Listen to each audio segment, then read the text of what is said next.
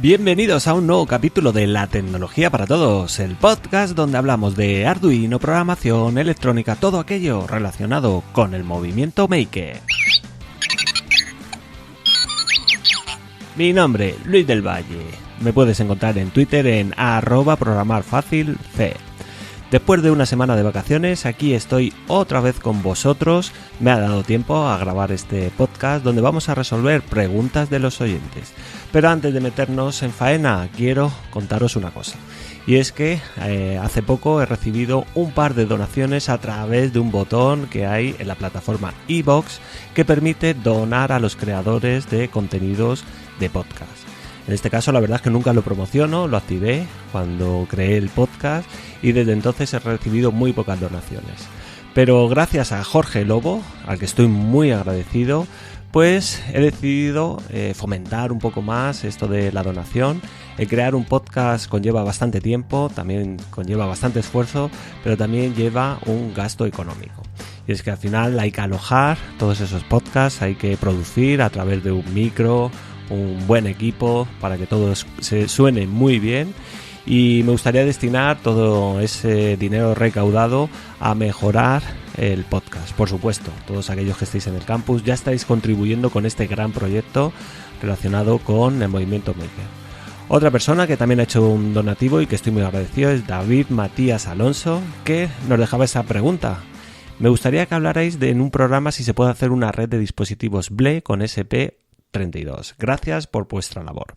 La verdad es que David, no es lo mejor utilizar BLE, que es Bluetooth Low Energy, y te recomiendo que utilices otro tipo de comunicación, como puede ser Wi-Fi.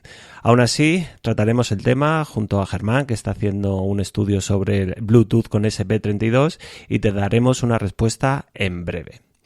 Así que os animo a todos aquellos que queráis colaborar de alguna manera, que lo hagáis a través del botón de donar de iVoox. Esto no es obligatorio, por supuesto, es totalmente voluntario y ya con el mero hecho de escuchar este podcast estáis colaborando, así que muchas gracias. Ahora sí, vamos a ir con las preguntas que vamos a tratar en este podcast y primero voy a hablaros de unas respuestas que me habéis dado con respecto al sensor para despertar Arduino. Os hablé en aquel podcast donde hablaba de preguntas y respuestas, donde yo mismo hacía una pregunta y era cómo despertar Arduino cuando un dispositivo, un vehículo, pues se pusiera en movimiento. En este caso os comenté el tema del acelerómetro y me han llegado dos respuestas muy interesantes. La primera es de José Domínguez de Logroño, que me comenta: hola Luis, pues te respondo al GPS con una respuesta que no valdrá por lo rupestre, pero puede que surja otro enfoque. El clásico micro interruptor de mercurio con patas doblables. El que tristemente utilizaba ETA para activar la bomba cuando arrancaba el coche. Al empezar a moverse el coche, la bolita de mercurio se movía y cerraba el circuito y la electrónica lo detectaba. Esto solo vale para cuando se arranca el coche. Para apagar tu proyecto sería ver si las coordenadas del GPS permanecen constantes durante un periodo de tiempo, entrando en reposo. Otra opción sería detectar que el coche se ha arrancado al llegarle la luz de algún cable que implique que el coche está arrancado. Otra, que a lo mejor consume más que el acelerómetro, es un sensor de gases en el escape. Bueno, Luis, que te esperamos por La Rioja. Un abrazo, José. José es el famoso José de Logroño y esta respuesta viene al hilo de lo que yo planteé, que era un sistema donde quería hacer un tracker GPS, pero yo solo quería que se activara cuando se moviera el vehículo. En este caso no es un vehículo a motor, es un vehículo eléctrico, por lo tanto el tema de los gases en el escape no vale y el tema de la luz pues es un poco complicado, pero en cambio lo del interruptor de mercurio la verdad es que me parece muy interesante. También tristemente pues la fama que ha tenido por la banda terrorista ETA. Pero bueno, muchas gracias José por darme esta respuesta, lo probaré, yo creo que tengo por casa algún interruptor de mercurio y os mantendré informado. También Javier Helio dejaba un comentario en el artículo de ese capítulo del podcast que decía: hola Luis, para tu proyecto de GPS puedes usar un interruptor por vibración en vez de un acelerómetro. Si buscas en Adafruit encontrarás varios sensores de vibración. También los hay en AliExpress, incluso módulos con ajuste de sensibilidad. Un saludo. Pues muchas gracias, Javier Helio. La verdad es que no se me había ocurrido y de hecho yo tengo uno por casa, así que probaré estos dos métodos, tanto el sensor, el interruptor de mercurio como el sensor por vibración, y os mantendré informado. Y ahora sí, vamos a comenzar con el programa de preguntas de los oyentes, donde vamos a resolver 3 dudas. La primera va a ser relacionada con la geolocalización con Sigfox. También viene al hilo del proyecto con GPS, donde pretendía activar cuando se pusiera en movimiento el vehículo.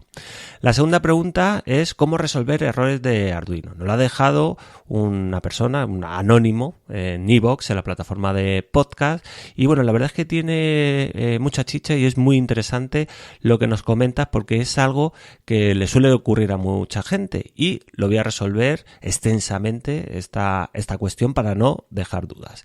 Y por último vamos a resolver un tema de ruido en una señal analógica de Arduino. Así que vamos a empezar ya con las preguntas de los oyentes. Prepárate, una buena taza de café quizás sea interesante, ojo si vas conduciendo, y comenzamos el programa.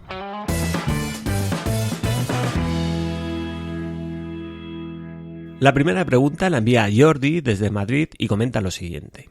Hola Luis, sobre tu proyecto de un tracker GPS al margen de la electrónica que utilices para detectar el movimiento, que para este caso en concreto creo que con un acelerómetro de 3 ejes sería suficiente, me interesa también cómo tienes pensado la transmisión de los datos del GPS, por un proyecto en el que estoy trabajando ahora con unos compañeros. Te lo explico un poco por encima. Se trata de lanzar un globo de gran altitud amateur y uno de los problemas a resolver es precisamente la localización del payload cuando éste tome tierra, que puede ser en un área bastante amplia y que además en general interesa que esté lo más desierta posible. Para el seguimiento del globo en vuelo hemos probado unos cuantos sistemas, LoRa, RTTY, XBee, que vienen muy bien cuando hay línea de visión directa entre la base y la cápsula, pero una vez en tierra tienen una utilidad limitada, por lo que habíamos pensado usar un sistema específico para la localización.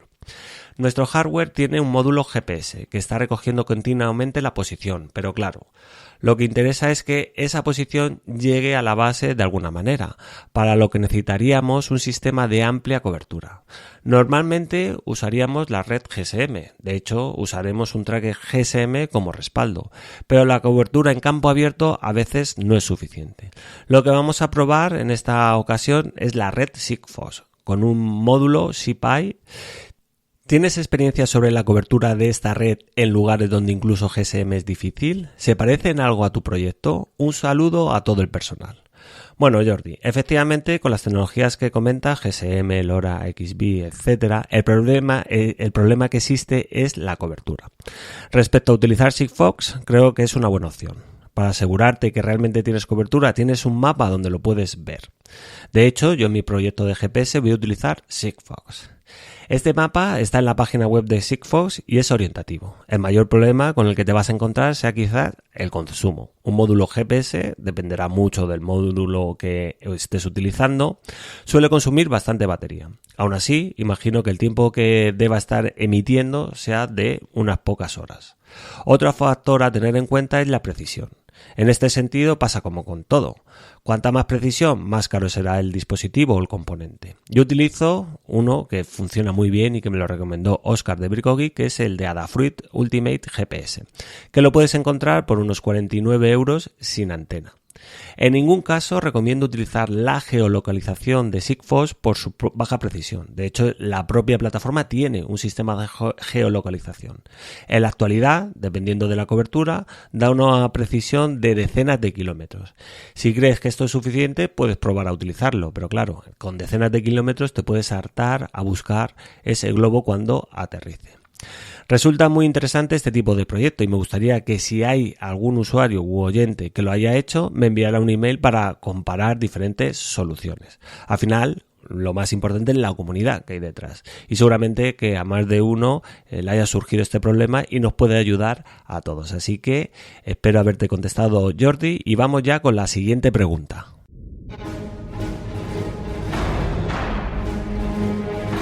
Siguiente paso, declarar variables, funciones... mira, mejor copio y pego código GitHub. ¡Ay, por favor, que funcione, que funcione! ¡Ay, otra vez error, maldita sea! Han Solo enfadado parecer. Maestro Yoda, es que no hay manera de programar este kit Arduino. Arduino Kit, ¿para qué tú querer? Ay, para instalar un detector de humo en la cocina del halcón milenario. Que Chewbacca no para de liarla cada vez que fría una tortilla de patatas. Chewbacca, que te estés quieto, te he dicho. ¿Frustrado tú te sientes cuando en el entorno de desarrollo error aparece? Frustrado, cabreado, cago en la leche. Lado oscuro en ti yo ver. Si lado luminoso de la fuerza tú querer abrazar, la página programarfacil.com debes visitar. ¡Oh! ¡Programarfacil.com! ¡Es increíble, maestro! Artículos, tutoriales de Arduino, ESP8266, IoT, ¡wow! Y allí, al campus de Programar Fácil, tú podrás acceder. ¡Maestro! ¡Acabas de salvarme la vida! La mía y la de todos en esta nave. ¡Chewbacca, que te estés quieto! En programarfacil.com, formarte como un auténtico Jedi de Arduino.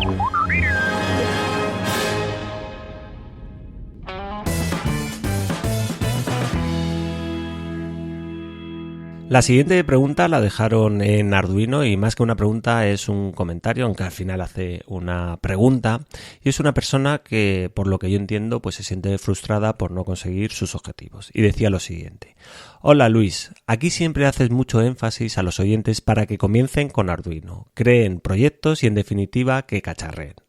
Este mundo de Arduino no es nada fácil. Cuando ya pasé la fase de encender y apagar LEDs, a primera vista me parecía fácil el crear proyectos sencillos. Me llamaba mucho la atención hacer algo con relés y hace 2 veranos, muy animado y con la idea clara de lo que quería hacer, gasté unos 200 euros entre placas, componentes, relés de diferentes canales, sensores tipo PIR, etc. Y lo que parece en un principio fácil y claro, después empieza a dar problemas que sin tener conocimiento de electrónica no puedes resolver ni puedes echar mano de ningún videotutorial. Rápidamente desistí de seguir perdiendo el tiempo. Ya sé que existe mucha información, publicaciones sobre Arduino y videotutoriales en castellano y aquí va mi pregunta. ¿Existe alguna publicación o ayuda específica sobre cómo solucionar errores, fallos en Arduino? Gracias y saludos. Bueno, lo primero que tengo que decir es que es cierto. La programación, la electrónica con Arduino o cualquier otra placa no es algo sencillo. Requiere tener conocimientos en 2 ramas, la programación y la electrónica. No queda otra. Como bien dice este comentario, hay mucha información dispersa por Internet. De hecho, todo está en Internet, incluyendo todo lo que publico. Hay vídeos en YouTube, artículos, portales dedicados a proyectos y podcasts. Pero nada te garantiza que lo que estés viendo funcione. Un ejemplo lo tenemos en el proyecto del que nos habló Nuria en el pasado capítulo del podcast, el Ardunespresso. Mucha gente publica sus proyectos sin haber probado y documentado correctamente si funciona o no. Gastar 200 euros en material no es una buena idea en ninguno de los casos. Antes de hacer esto, tienes que aplicar el proceso del prototipado con Arduino. En el artículo y en el podcast que publiqué hace tiempo lo dejé bastante claro. Hay 3 fases definidas. La primera sería la idea general, la segunda el prototipo mínimo y la tercera el diseño incremental. La idea general te ayudará a tener una perspectiva general de lo que quieres conseguir. Me gusta llamarlo la fase Homer, ya que tenemos que poner en marcha toda nuestra creatividad e imaginación. Es como ese capítulo de Los Simpson donde Homer diseña el coche del futuro. ¿Material que necesitas? Lápiz y papel. Solo esto y nada más. Una vez que tenemos nuestra idea general, hay que centrarse en el objetivo principal de nuestro proyecto. Si quieres, por ejemplo, crear un riego automático para tus plantas, debes centrarte en eso y olvidarte de lo demás. Puede que en tu idea general hayas puesto que el sistema debe tener un sensor de humedad del suelo y un sensor de temperatura o cualquier otra cosa. Debes olvidar todo aquello que te separe del objetivo principal de tu proyecto, sistema de riego automático. Por ejemplo, solo haría falta un reloj en tiempo real que viene, o RTC, que viene del inglés Real Time Clock, y un Arduino Uno. Con estos 3 componentes es suficiente. Por supuesto que podríamos hacer que el sistema sea totalmente automático y que si, por ejemplo, llueve, deje de regar porque tiene mucha humedad. Incluso podríamos utilizar una plaga que se conecte a la Wi-Fi como Arduino Maker 1000 o el SP8266. Pero esto haría que tardes más en conseguir algo que funcione correctamente. A esta fase la llamo el prototipo mínimo. De esa idea general, donde hemos detallado a grandes rasgos qué es lo que queremos conseguir, tenemos que reducirlo para conseguir un prototipo mínimo. Debe ser muy ágil, rápido y económico. Aprovecha todo lo que tengas por casa y solo compra lo necesario. Esto te llevará a tener resultados muy rápidamente, evitando así la frustración y no entrar en el estado de parálisis por análisis. Muy importante. Hago mucho énfasis en esto. No hay que entrar en el estado de parálisis por análisis. Es muy importante obtener resultados lo antes posible cuando estamos aprendiendo. Al ver que algo funciona, nos da ánimos para seguir aprendiendo y mejorando. En el caso de este comentario está claro que ha entrado en una espiral de desesperación. Se gasta 200 euros en componentes. Intenta crear un sistema complejo que llevaría mucho tiempo a cualquier persona y no obtiene resultados. Esto le produce un desánimo y frustración por no obtener esos resultados. Al final, ¿qué es lo que sucede? Pues que terminas abandonando porque no avanzas. Hay que ponerse en acción y hay que conseguir resultados lo antes posible. Esto es algo normal y es algo a lo que tarde o temprano tendrás que enfrentarte. Y solo una vez que tenemos un prototipo mínimo y viable funcionando correctamente, podemos aplicar el diseño incremental. Aquí sí que podemos incorporar nuevos sensores, actuadores y placas. Vamos incorporando funcionalidades poco a poco a esa idea general que tenemos. Vuelvo a repetir, partimos de esa idea general donde vamos a sacar el jugo, vamos a conseguir extraer todo el jugo y quedarnos con un objetivo principal que nos ayude a construir un prototipo mínimo viable, que sea muy rápido y muy económico. Eso nos va a alimentar a nosotros porque enseguida vamos a ver que algo está funcionando y que hemos creado algo y eso nos va a animar a seguir adelante.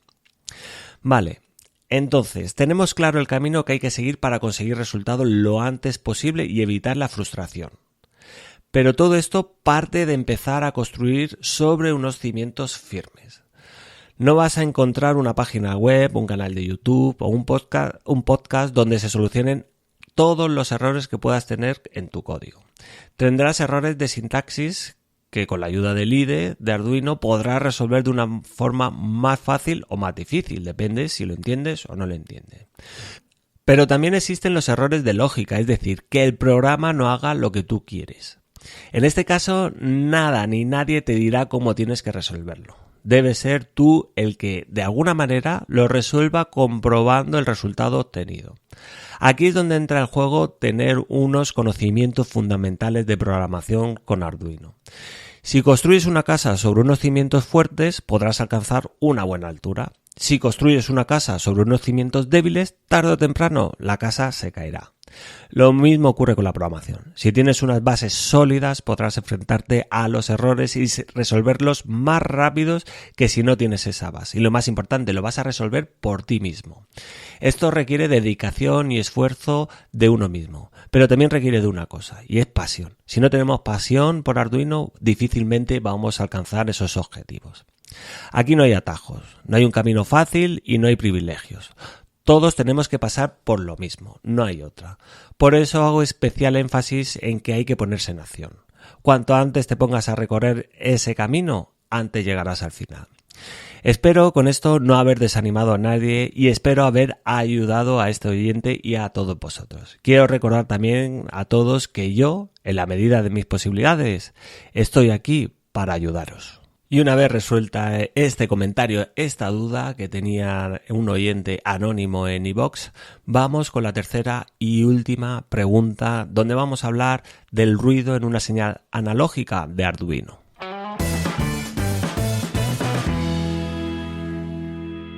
La siguiente pregunta la envía Gabriel desde San Vicente del Raspeig, un vecino mío, que pregunta lo siguiente. De los on-off solo los conozco de tu podcast. Me dejó con ganas de meterme en ello ya. En cuanto a Node-RED y Raspberry Pi, me he montado una máquina virtual, lo he instalado y estoy jugando ahora con ello. ¿Qué te voy a contar? Conforme vas entrando vas viendo más posibilidades.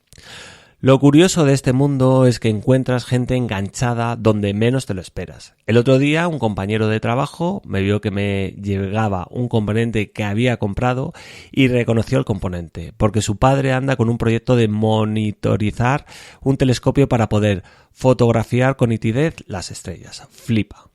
Otro día, paseando el perro, me contaba una persona que estaba montando un robot con Arduino, lógicamente sin saber que yo estaba trasteando. Por cierto, ya que estamos, ¿me puedes recomendar algo para salvar el problema de la longitud de los cables que tengo que utilizar entre Arduino y el sensor de humedad del suelo? Estoy hablando de entre 5 y 6 metros.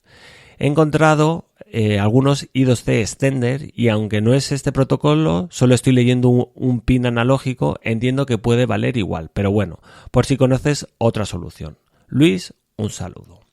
Bueno, Gabriel, muchas gracias por todos los comentarios y es cierto que ahora mismo hay una explosión en el movimiento Maker, no lo vamos a negar. Esto me encanta ya que así haremos más fuerza. Yo recibo muchos proyectos curiosos y la verdad, tendría que hacer un artículo y un podcast sobre ellos porque son la bomba. Respecto a lo del sensor de humedad del suelo, mucho ojo. Con datos analógicos estás muy expuesto al ruido y lo vas a tener complicado. Lo primero que tienes que hacer para ver si funciona es hacer una media. Toma varios valores, unos 50 a 100, y haces la media o mediana de esos valores. Eso eliminará parte del ruido. Te aconsejo que utilices una librería para Arduino que funciona muy bien. De hecho son dos. Una se llama Running Average y la otra Running Median. La diferencia entre estas dos librerías es que una calcula la media o promedio, que sería la Running Average, y la otra la mediana, Running Media. Básicamente, la media o promedio lo que hace es sumar todos los valores y dividirlo entre el número total de muestras. La mediana lo que hace es ordenar los valores de menor a mayor y coger el del medio literalmente. Y ahora seguramente os estáis preguntando, ¿cuál es el mejor? Bueno, pues como todo, depende. Cuando tienes diferencias muy pequeñas entre las muestras, prácticamente el resultado es el mismo, si lo haces calculando a través de la media o la mediana. Ahora, si de repente hay algún error y tienes varios valores muy altos o muy bajos, habrá mucha diferencia. Vamos a poner un ejemplo. Imagínate que tenemos estas medidas. Tenemos 10, 11, 9, 8, 7, 8 y 10. Son 7 medidas. Calculando la media o promedio, el resultado sería, sumamos todos estos valores que dan 67 y lo dividimos entre el número de muestras, que sería 7. Como resultado sería 9. Si calculamos la mediana, tendríamos que ordenar los valores de menor a mayor, quedando una lista donde los tenemos ordenados y cogeríamos el del centro, que en este caso sería el 9. Pero, ¿qué ocurriría si, por ejemplo, si tenemos un valor de 18 y 20? Por ejemplo, un 10 se convierte en 18 y un 11 se convierte en 20. Esto puede ser debido a cualquier tipo de error o de interferencia. En este caso, la serie de medidas sería la siguiente: 18, 20, 9, 8, 7, 8 y 10. La media sería unos 11,4. Sin embargo, la mediana se calcularía ordenando de menor a mayor y el resultado sigue siendo el mismo, un 9. Hay una gran diferencia si tenemos varios datos erróneos. En los dos casos, lo ideal sería coger muchas muestras, pero claro, esto nos lleva a que los cálculos son más complejos y necesitamos más tiempo para calcular la media y la mediana. Por otro lado, el tema de los cables. Eso es lo que nos comentaba Gabriel. Va a poner los sensores con una distancia entre 5 y 6 metros. Cuanto más largos, más expuestos estarán los datos al ruido. Siempre que se pueda, hay que utilizar cables de buena calidad y apantallados. Aún así, esto no nos garantiza inmunidad frente al ruido. Por último, te aconsejo que pienses en utilizar otra opción para comunicar el sensor con Arduino. En estos casos, cuando tenemos los sensores muy lejos de donde es la base, donde vamos a procesar toda esa información, pues podemos utilizar, por ejemplo, la radiofrecuencia con un módulo NRF24L para transmitir esa información. Lo puedes conectar a un Arduino Mini, por ejemplo. Entonces el resultado sería bastante interesante. Además, el coste no es excesivo y el consumo de batería tampoco. La RF consume muy poquito. Dejo apuntado escribir un tutorial, hacer un podcast sobre estos módulos, ya que tengo bastantes ganas de hablar de los módulos de radiofrecuencia. Y con esto yo creo que ha quedado resuelta la pregunta que tenía Gabriel, mi vecino de San Vicente. Y nada, terminamos ya con esto el podcast. Quiero agradeceros a todos esas palabras de ánimo que dejáis en las diferentes plataformas de podcast, en iVoox, donde hay un montón de comentarios, cada vez estamos ahí, yo creo que estamos los cuartos de tecnología, luchando contra todos esos podcasts que hablan de gadgets, de móviles y de todo eso que es otra parte de la tecnología, pero bueno, a mí me gusta más hablar de construir las cosas por nosotros mismos. Os quiero hacer un llamamiento a todos para que por favor dejéis valoraciones en iTunes. Necesitamos escalar cada vez más posiciones. Ahí la competencia es feroz con todas estas personas, todos estos podcasters que hablan de tecnología como móviles, gadgets y otro tipo de dispositivos. Y tenemos que conseguir llevar a Arduino, conseguir llevar al movimiento Maker lo más arriba de todo en iTunes. Así que por favor valorar este podcast en iTunes. Eso nos ayudará a llegar a cada vez a más gente, traer más adeptos a este movimiento Maker y sobre todo el despertar esa pasión que tenemos todos nosotros por crear cosas con Arduino por nosotros mismos. Dicho esto, muchas gracias por estar ahí al otro lado, nos escuchamos la próxima semana, no faltéis a la cita y ser felices.